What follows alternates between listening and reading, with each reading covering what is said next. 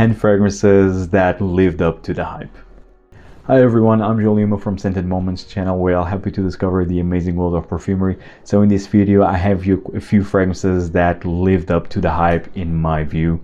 The majority of them are niche, but they are extremely popular. I mean, there are even more popular fragrances out there that I actually do enjoy, but they are in Portugal, and these are the ones that I'm using the most currently.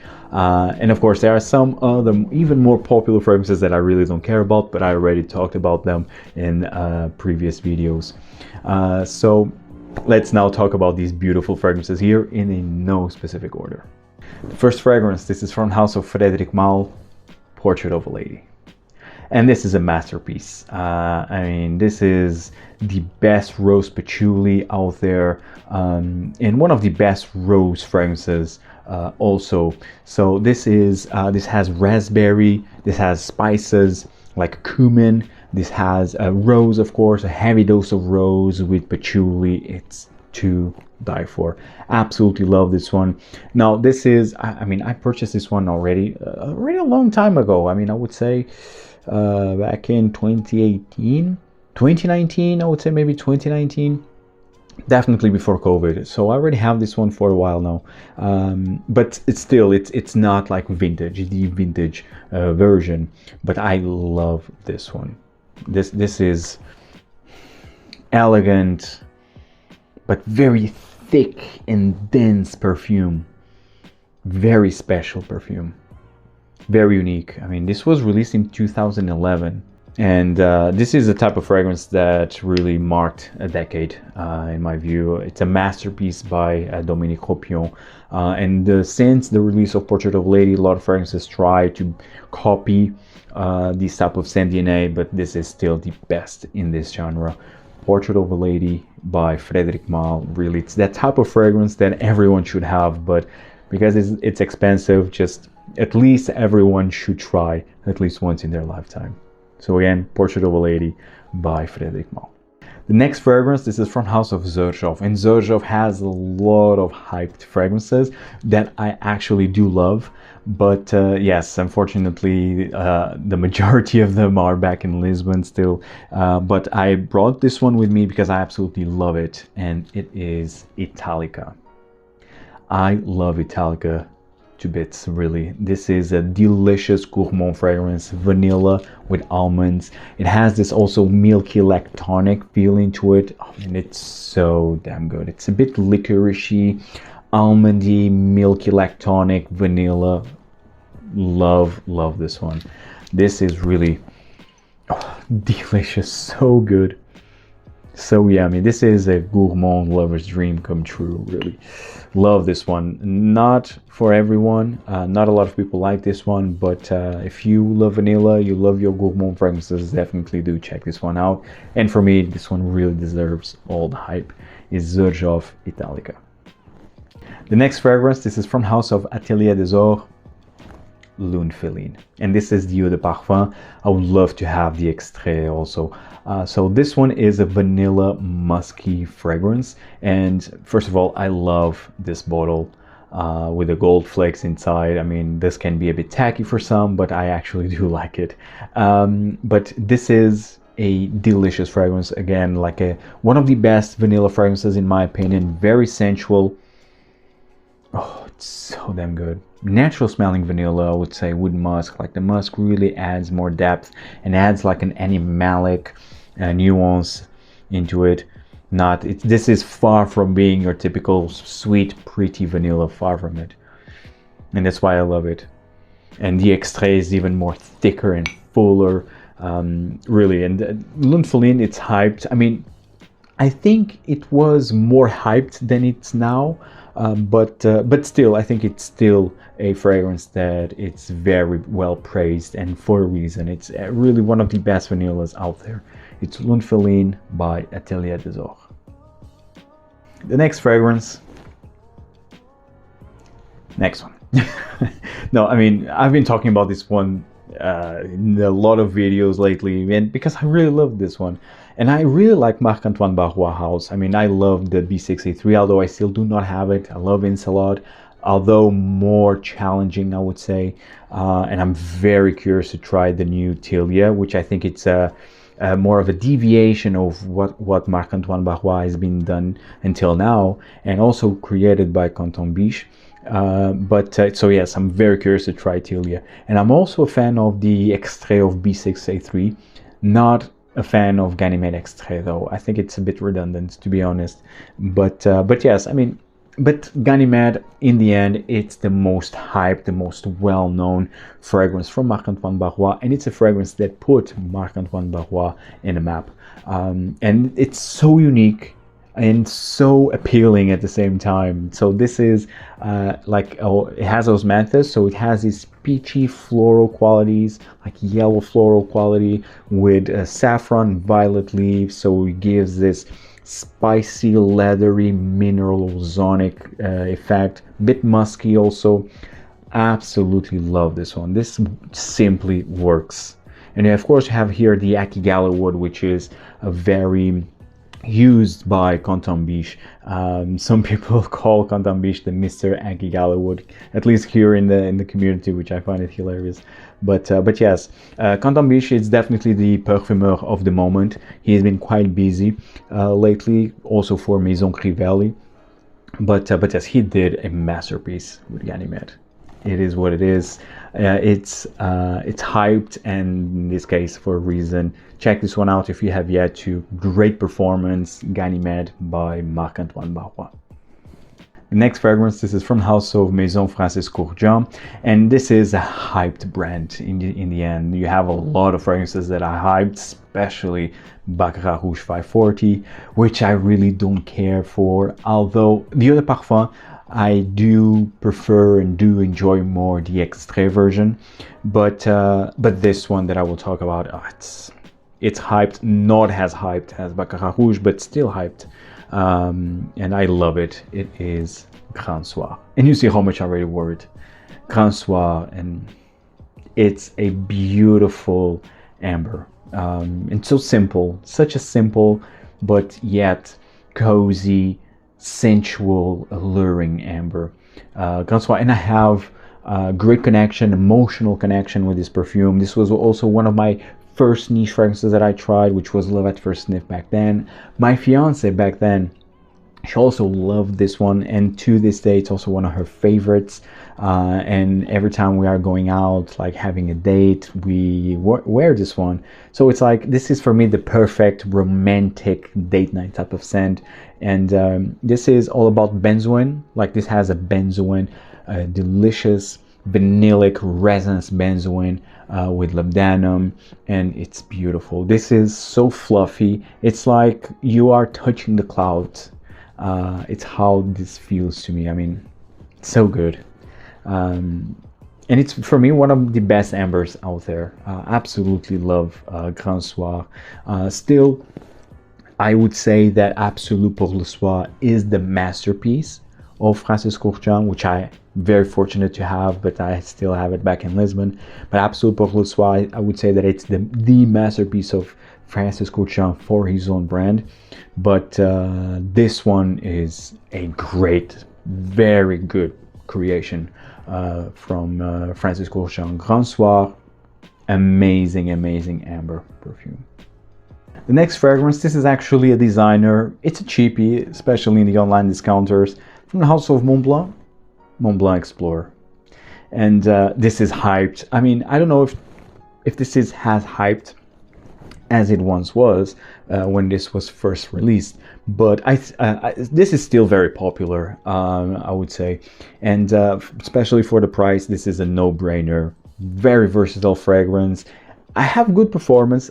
Some people, I think, complain about the longevity of this one. I do not have any problems with longevity with the Explorer by Montblanc, but some people do have that issue. So take that in mind, take that in consideration. But Montblanc Explorer is basically Montblanc's version of Aventus, and for me, to be honest, I think this is the best Aventus version in the market.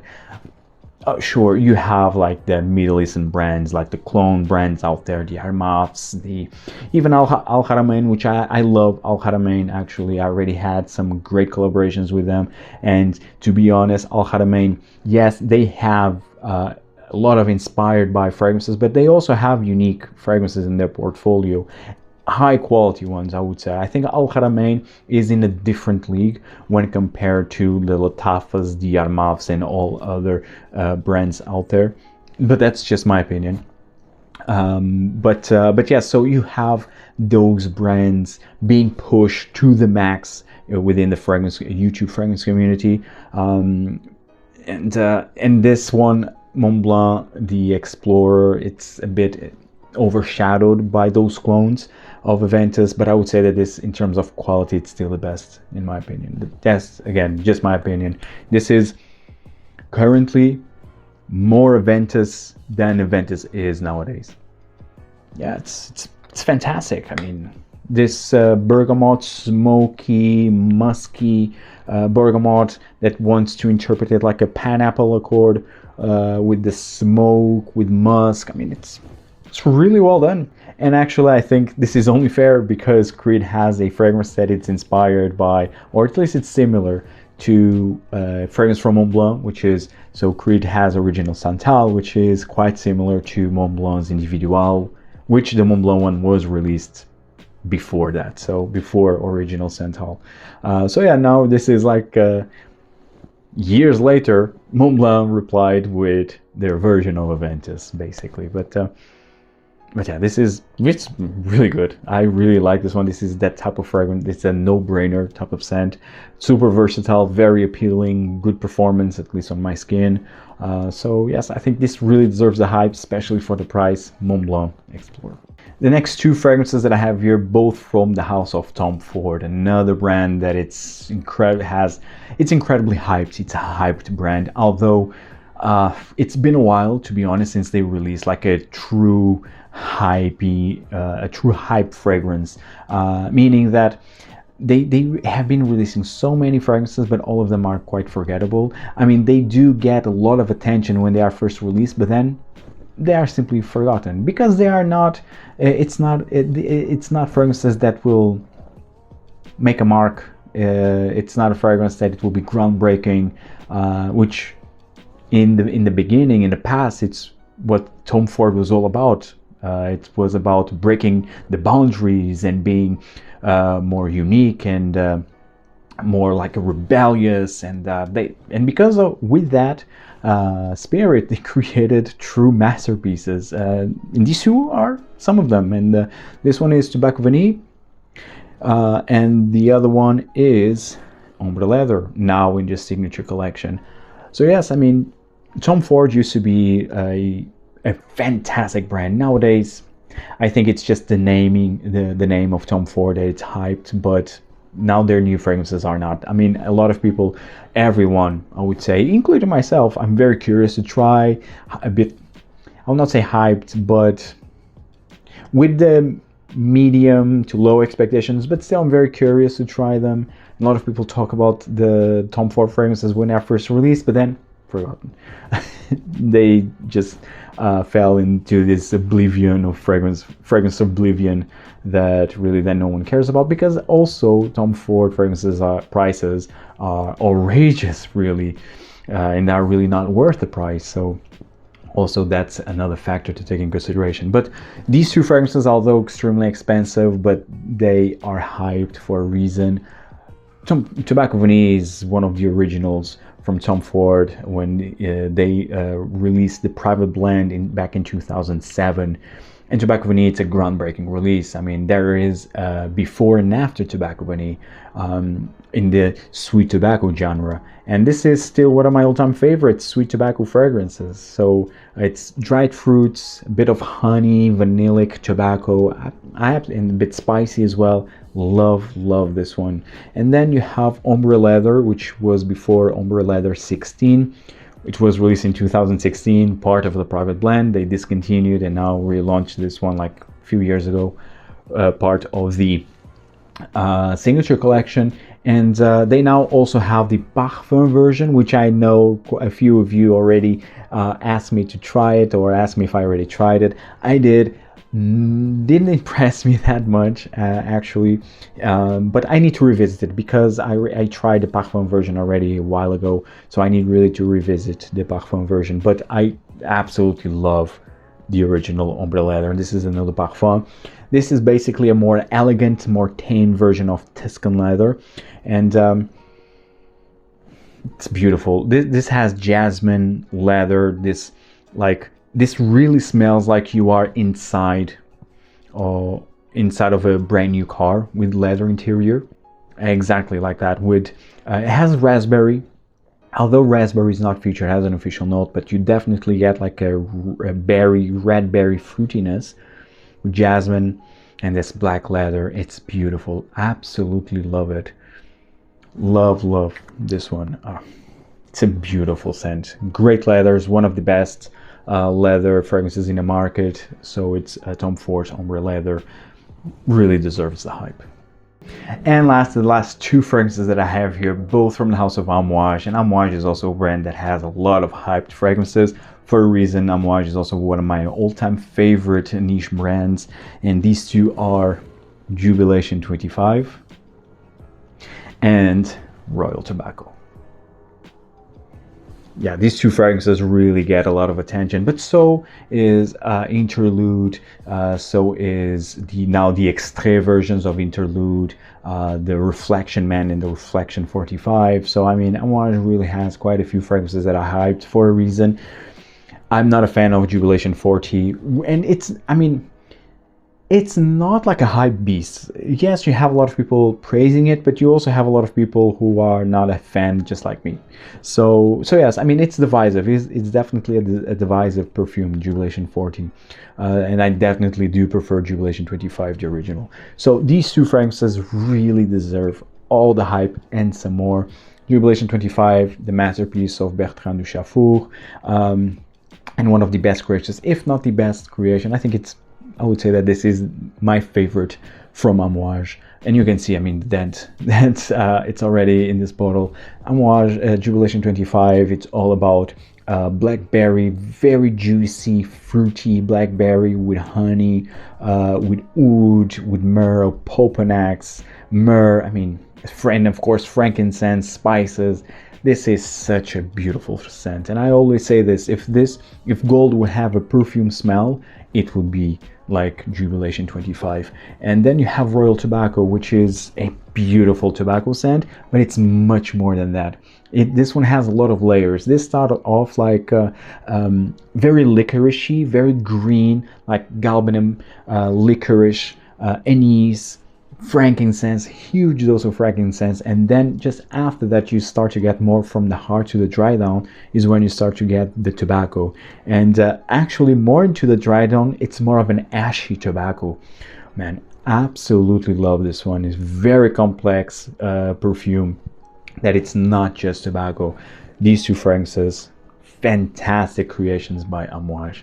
Guys, I hope you enjoyed this video. Tell me in the comments down below what fragrances in your view deserved all the hype, and see you in the next video. Take care, guys. Ciao.